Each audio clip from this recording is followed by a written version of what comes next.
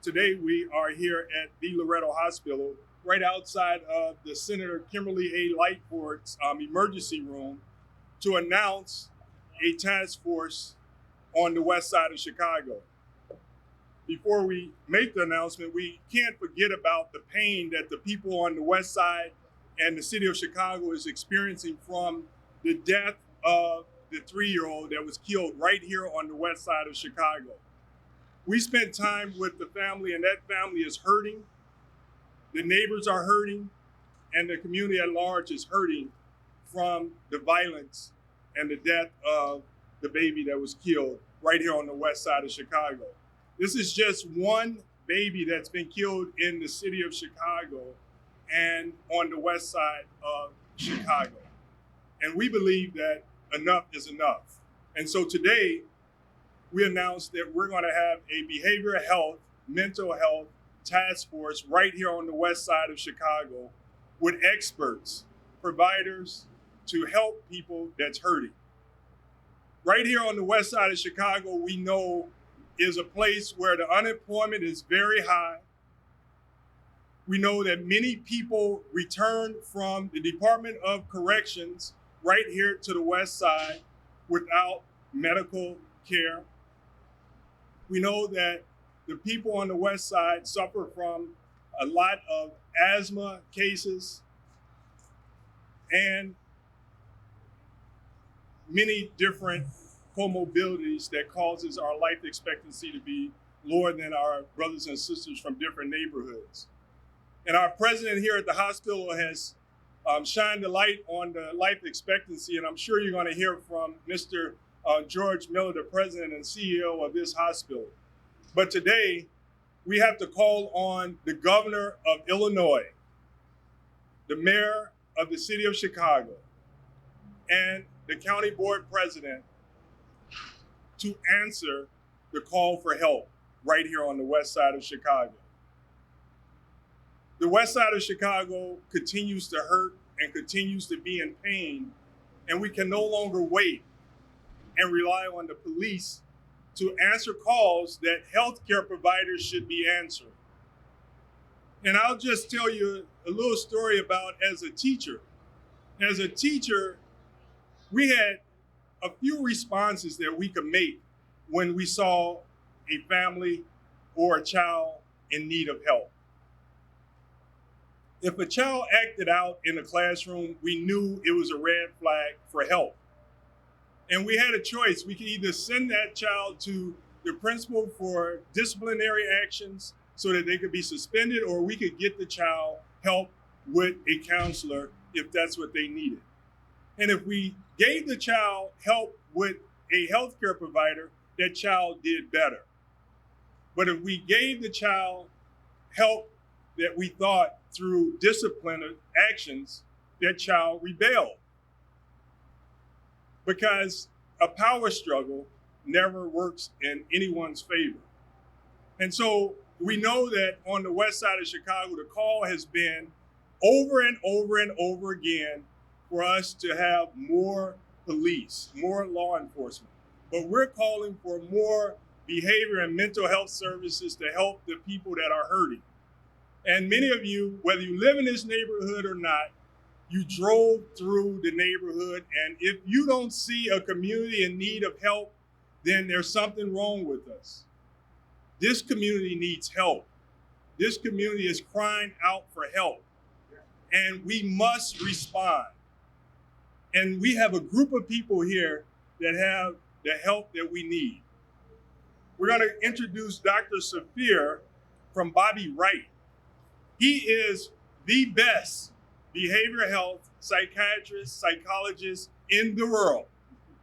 And I got to tell you, I really believe that from the depth of my heart that he understands the needs of people's mental and physical health. And so we're lucky to announce that Dr. Safir, Bobby Wright Hospital, or Bobby Wright Community Health Center, will lead the behavioral health, mental health task force on the west side that will immediately bring help to the people on the west side. And here to tell us more about that is Dr. Safir from Bobby Wright.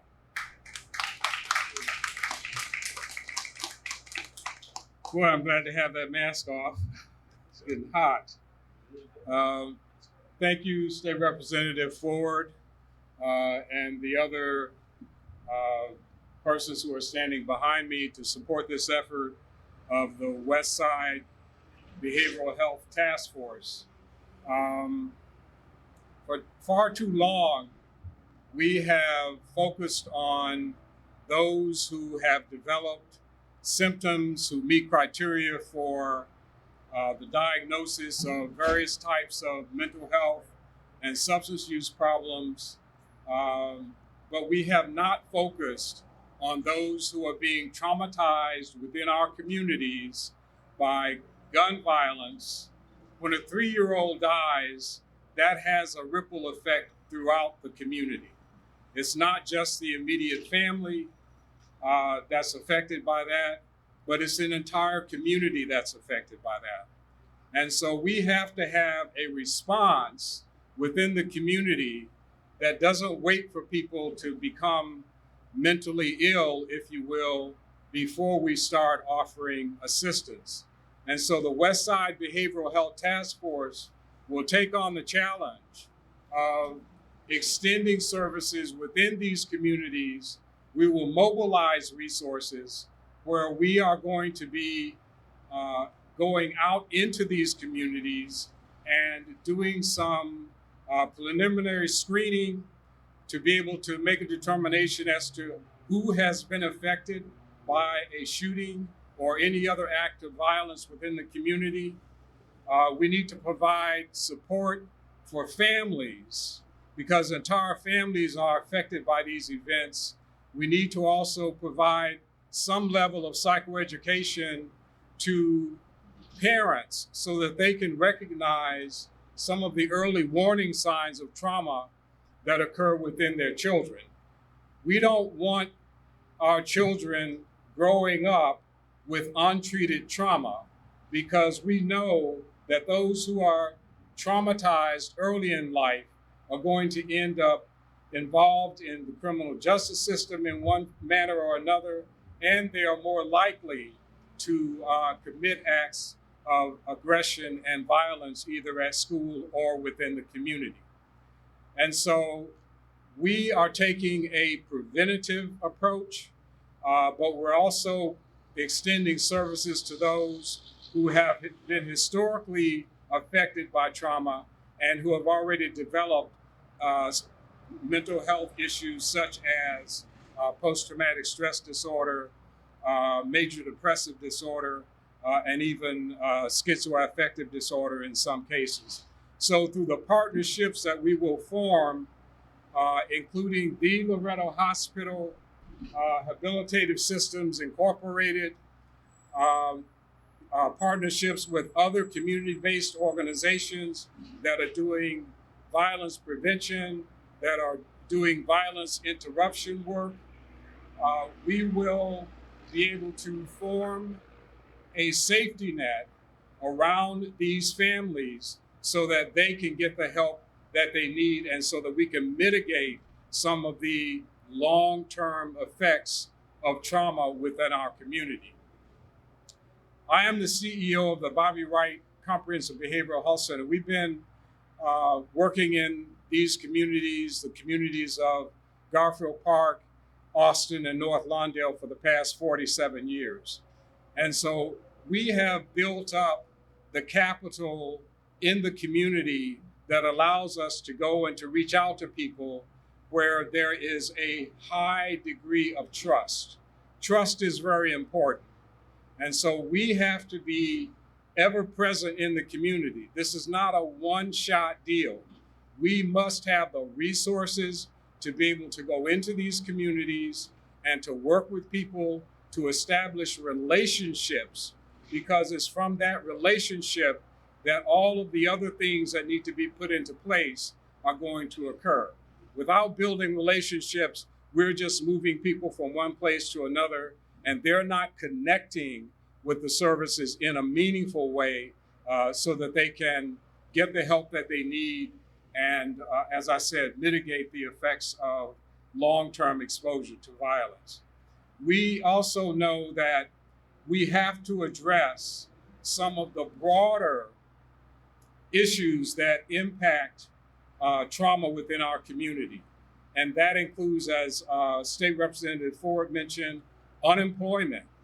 When you're living in a community where the unemployment rate among African American males is higher than 40%, and also where you have social policies that result in the mass incarceration of African American males for low-level offenses, that destroys families. That destroys the structure that is designed to provide protection for children as they grow.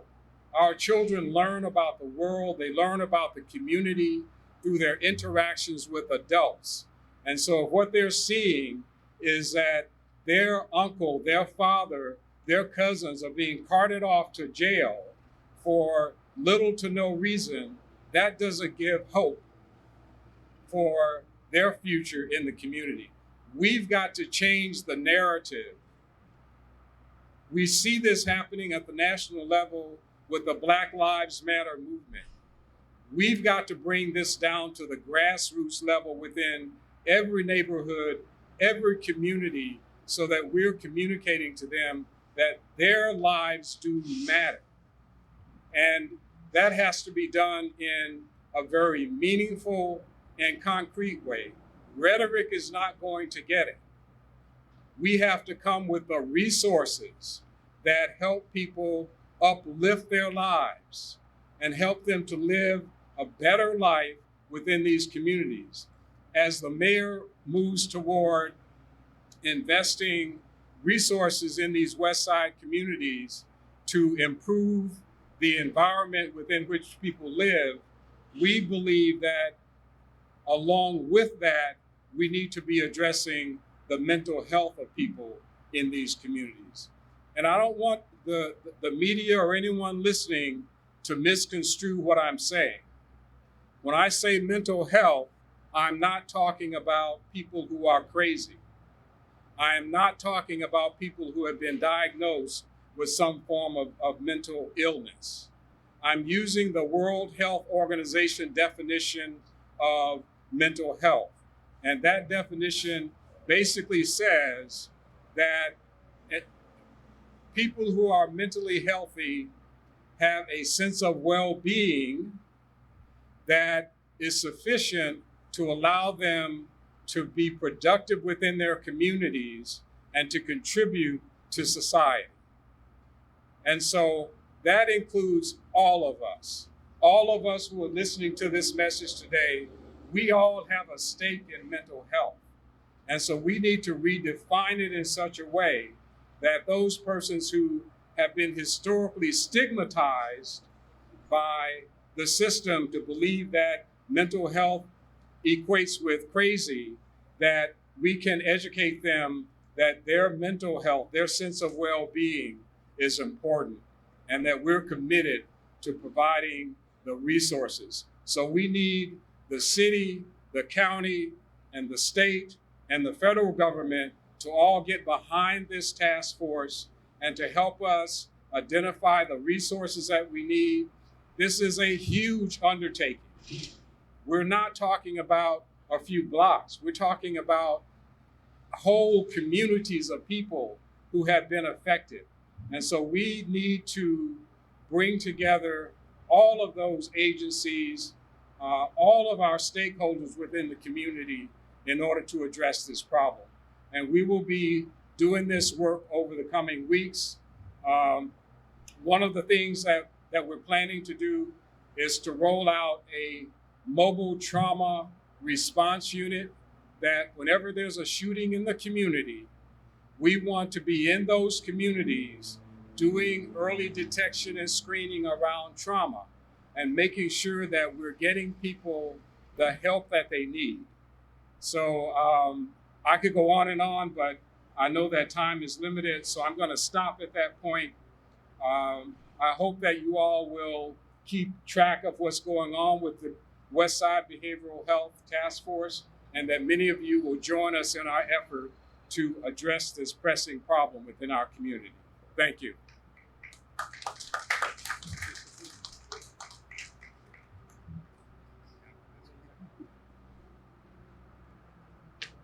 I told you he's fantastic, and we are lucky to have him right here on the west side of Chicago. Next, we're going to have someone from my relationships in Springfield help us dispel the myth of mental health and the ability to get help. Many times in certain communities, when you talk about mental health, there's a stigma. We want to dispel that stigma, and we have a check that's going to help kick off this task force today that's going to get us out in the streets right away, pushing to get the message out about this task force and to let people know that help is out here. And to present a check of $5,000 to Fathers Who Care is Ari. He's going to do a $5,000 check today with a promise of an additional $5,000 if the community or anyone listening matches his $5,000. And so that would be a total of $15,000 from a private source or nonprofit sources to help kick this task force off. That's not counting the money that we expect for Bobby Wright to get from the governor and the mayor and the county board president to do the work. We know Representative Lilly and I, we were just in Springfield, and we know that the CARES Act has provided almost $350 million for behavioral health. We need that money right here on the west side of Chicago to deal with the mental and behavioral health right here. So without further ado, let's get the money presented. Ari?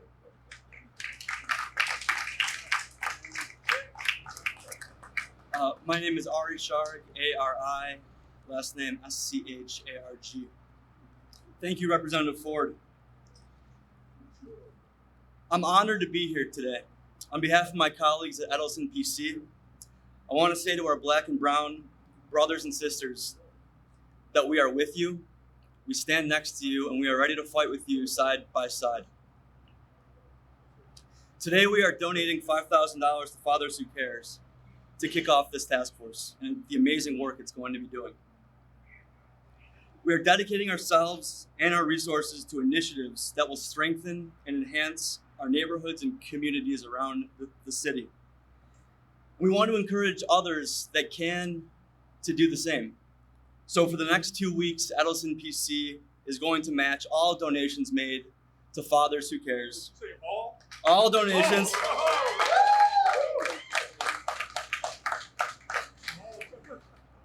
I want to thank Reverend Jones for the amazing work he is doing.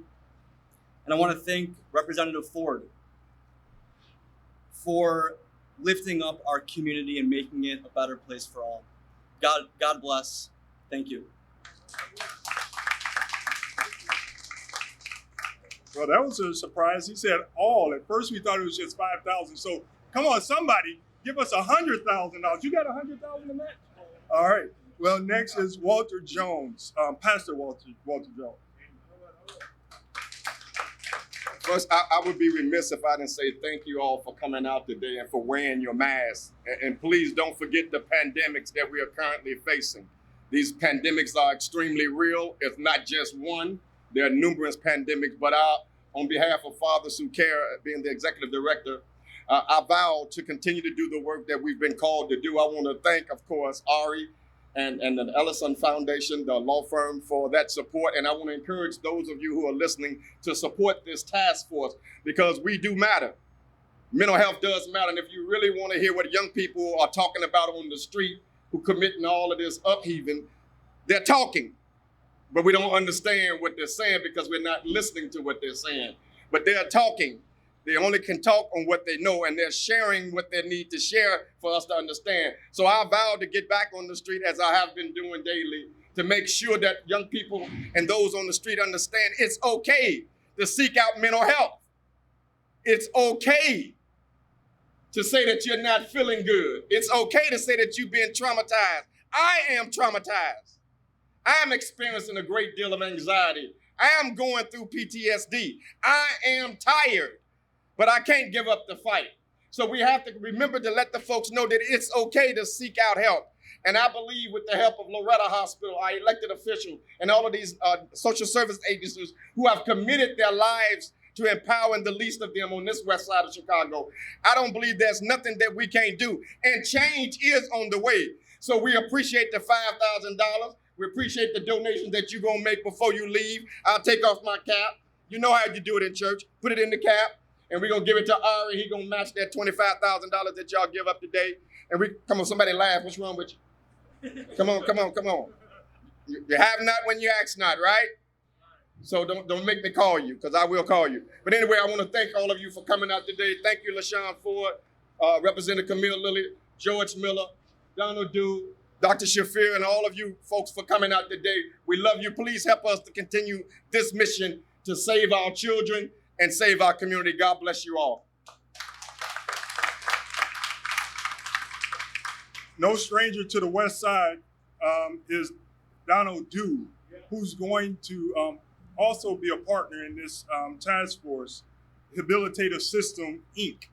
It's been around since 1978, and it is a quality behavioral health service center. And so there's no way we could have a behavior mental health task force without having Donald Dew. I think that he's very close with Dr. Shafir, so we know we're going to be in very good shape with the two working together. And I vow to make sure that we get our meeting with the governor, with the mayor, and with the county board president to fund this task force so that you could do the work. This is not a pie in the sky. We need resources now. With that said, Donald Dew.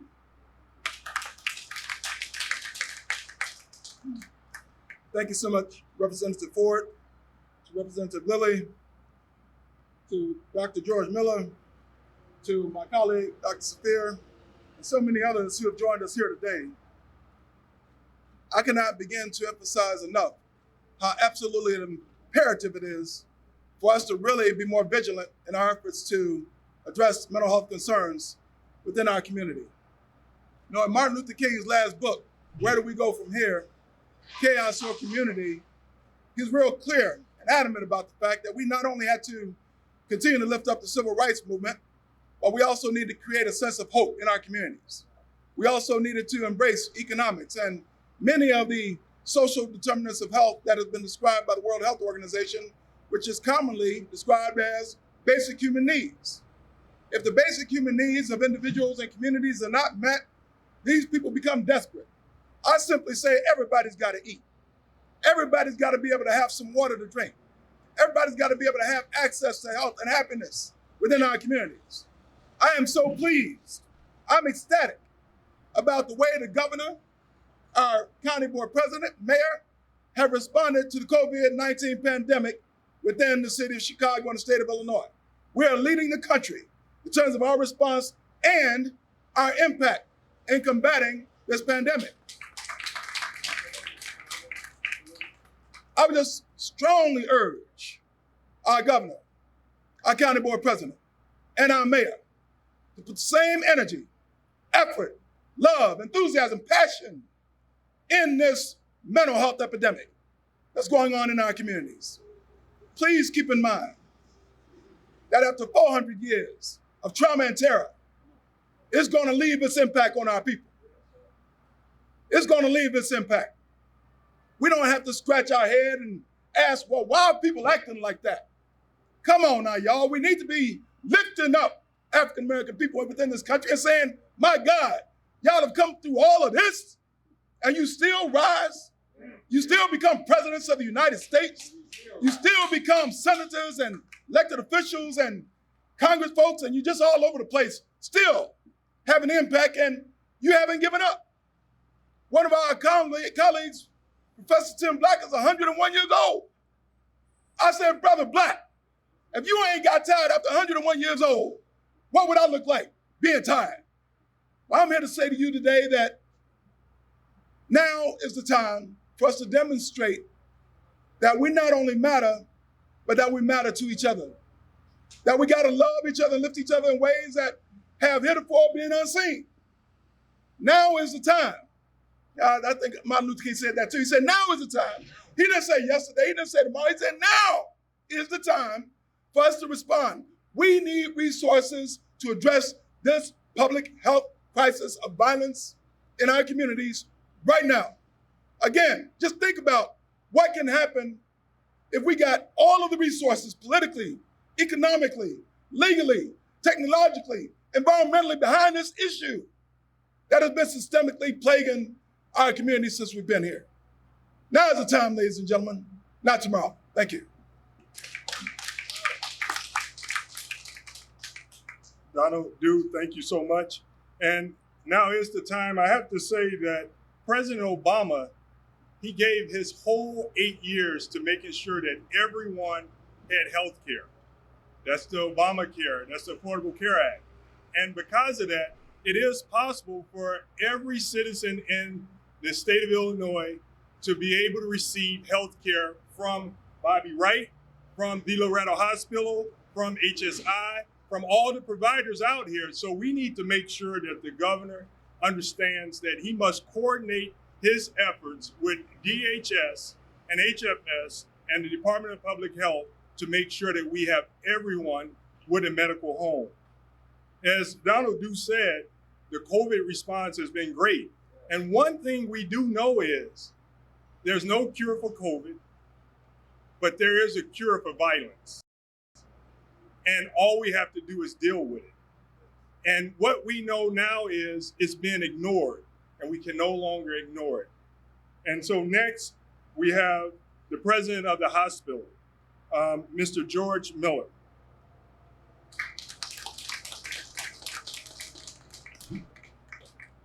Thank you, Representative Ford, and it's a pleasure to be outside of the Senator Kimberly Lightfoot ER as we talk about these issues. I want to thank my colleague Camille Lilly, along with Representative Ford, for being here today. We are honored, privileged to partner with both Bobby Wright and HSI on this Westside task force dealing with this very important issue.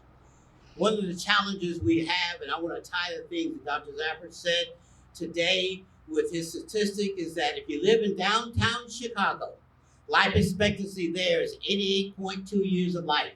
But if you just come 9 miles on the Eisenhower to exit 23B, it drops down to 68.2 years of life. And those statistics that he quoted is part of the reason there's a 20-year gap in life expectancy, and much of that has to do with mental health. So we're very thankful for Fathers Who Care and the donation that was given. We will give a donation too as the Loretto Hospital to help move this issue forward as well. I personally will give money as well to Fathers Who Care. But I'm always struck as we deal with these dilemmas. Certainly the mayor and the governor's done an excellent job dealing with COVID in this community. But if you look at the rest of the nation and what's happening now with COVID and the trauma it is going to cause dealing with mental health, the fact that we're having this uptick.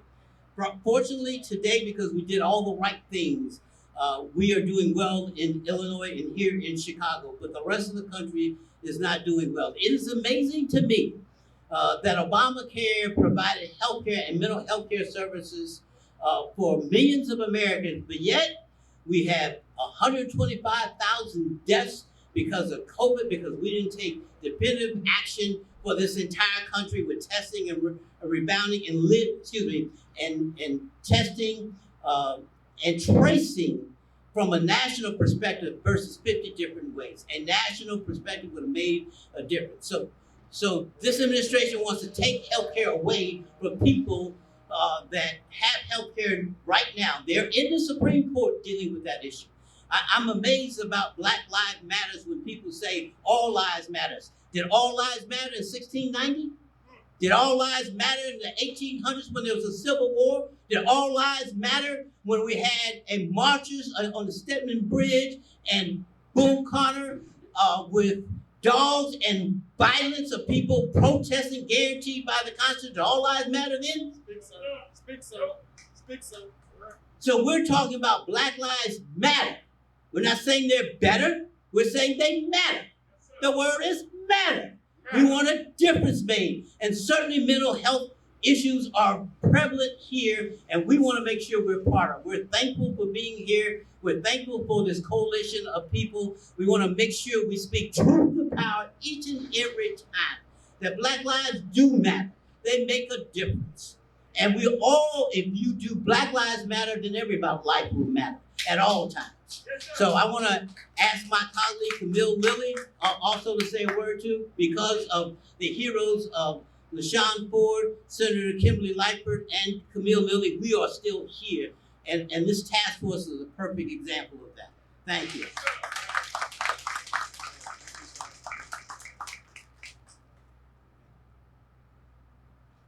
Thank you, Brother Miller.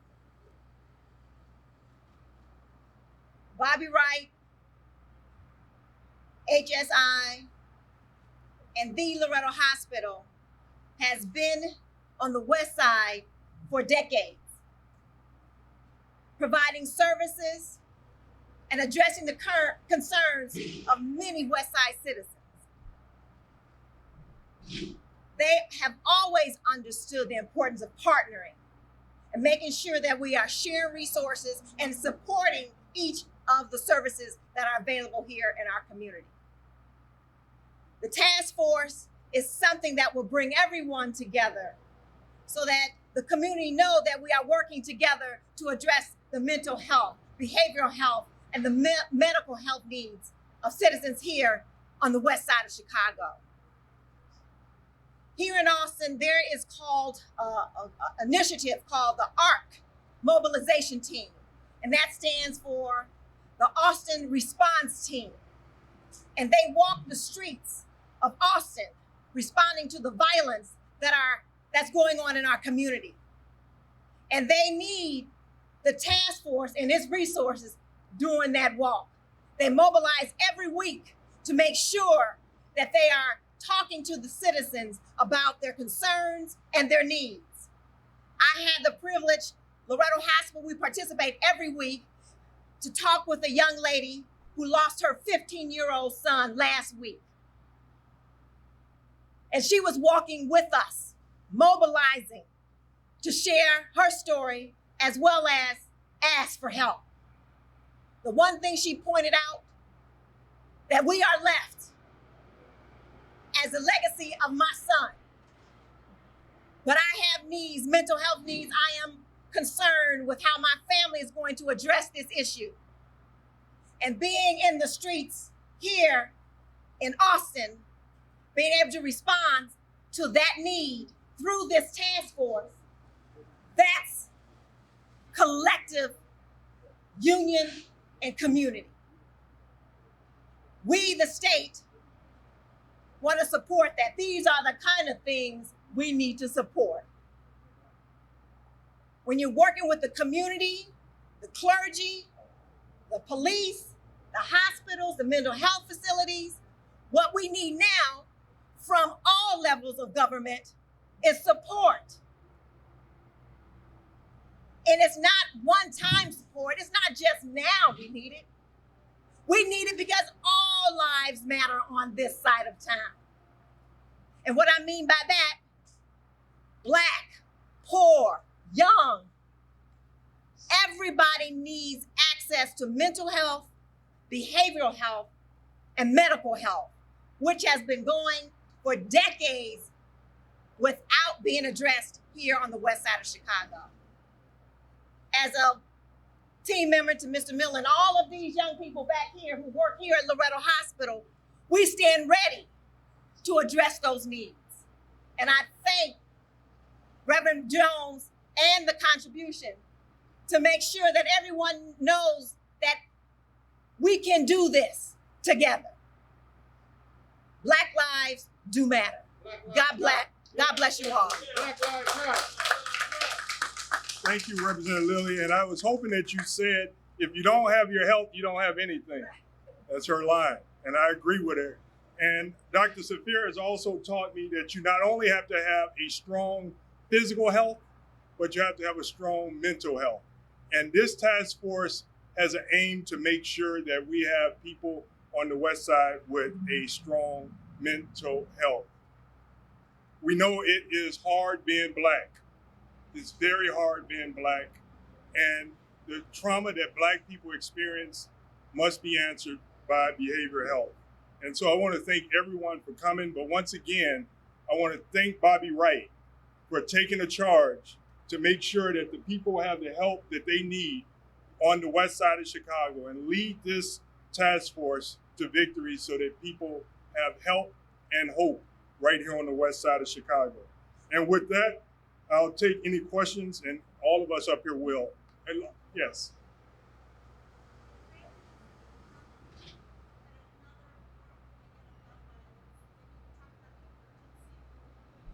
The urgency for the program. Let's get the medical expert to talk about the urgency for making sure we respond with behavioral health. Dr. Safir?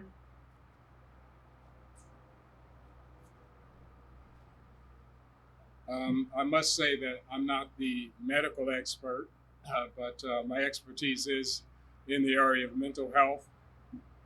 As a licensed clinical psychologist and CEO of the Bobby Wright Behavioral Health Center, we see on a daily basis the effects that trauma creates in the lives of our people. We see that there are people who are suffering from chronic depression and anxiety as a result of exposure to trauma. And so we need to address this issue now, and we need to address it early on in the development of our children so that we can prevent the costly, not only costly in terms of cost to the system, but the emotional and psychological cost to the individual. We can prevent that from dousing the hope of people who are trying to uplift themselves within this community. I hope that was responsive to your question. Okay. And what we know that people that experience violence, a lot of times they're hurting and they want to hurt someone else. And our goal is to get to them before they decide to do something that they will regret. And many times just getting someone there that cares about their well-being will help prevent more violence on our streets on the west side of Chicago. Right now, the response is always send the police. But those crime scenes need more than the police. Those crime scenes need mental health help. And we need to make sure that not only does the police go, but so will mental health providers. It's also important to know that even our police on the west side of Chicago suffers from trauma. And we could see it in their actions. We got to help them as well. We can't continue to deal them a bad hand and expect them to have a winning outcome. And Representative Lilly, I see your fire burning. Real quickly, as I mentioned, the ARC team, while we're out on the street, we're talking to residents, and they have come forth and have been identifying the individuals who are causing issues in our community.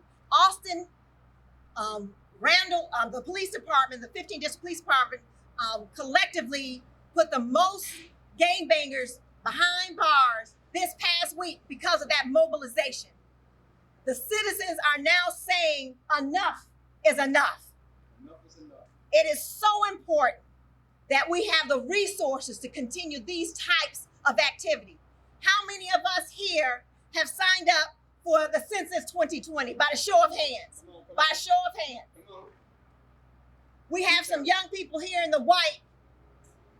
They are looking to make sure you are signed up because you need to be counted because the resources come to where you are.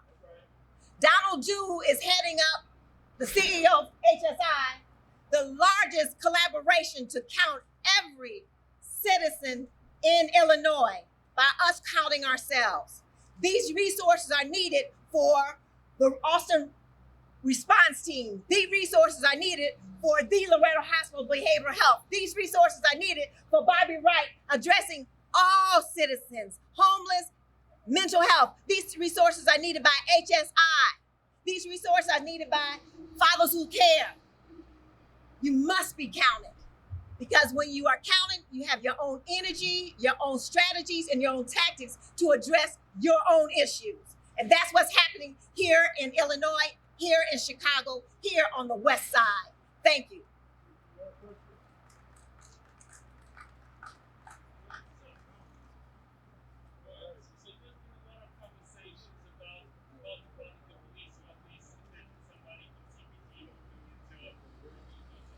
Come closer. Alright, so you know, there's a lot of conversation about defunding police, about moving some more resources to social services. What is your position on that whole debate? Yeah, defunding the police versus, I think that one, we want safe communities. Everyone wants safe communities. And I think that in a nation like America and the state of Illinois and the United States printing money constantly, I don't know why we can't have a healthy police department and a healthy community, which means that we can have both, which means we have to support both entities, the police as well as the communities. Defunding the police is a cry because we need other resources, and the system have us to believe that it's a zero-sum game and we have to take something from one to give to the other to have what we need.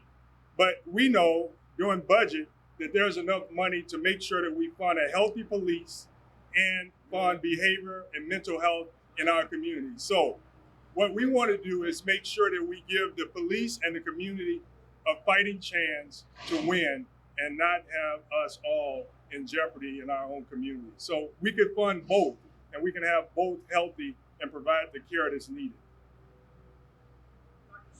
Dr. Shapiro. How do you see this task force interacting with the Chicago Police Department locally and with the other members of the task force? Well, with regard to the police department, I think that there are some areas for partnering, similar to the work that we're doing at the Westside Community Triage and Wellness Center, where we serve as a drop-off point for police who encounter people in the community who have mental health and substance use related issues. So they can drop them off there. We do an assessment, and from there we link them to care, and we actually follow up on them for up to 90 days to make sure that they are securely linked with treatment and are continuing to benefit from that engagement. And so I think that we need to bolster that relationship.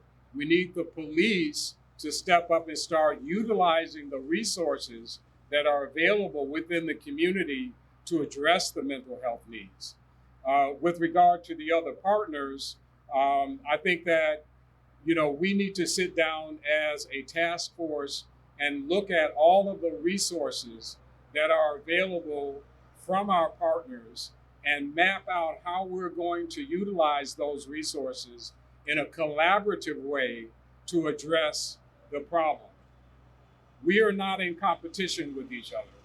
And as you know from the relationship that we have had with Donald Dew and Habilitative Systems, we set our egos aside and we stood up the Westside Community Triage and Wellness Center. And that has been an ongoing collaboration and partnership. Our vision is to have that same level of relationship and engagement with all of the other members of the task force. And I think that the press plays a very important role to help with the stigma of behavioral health. So we have to make sure that we have a campaign out here that's going to be a media blitz, billboards and newspapers to make sure that we drive people to the care that they need. So we look forward to getting funds from the state and the county and the city to help us with that. And so with that, I think we should present the check. How about that? It's right there.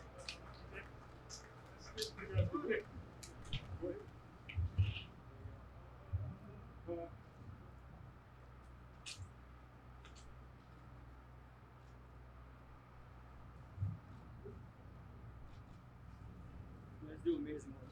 Thank you so much. Thank you.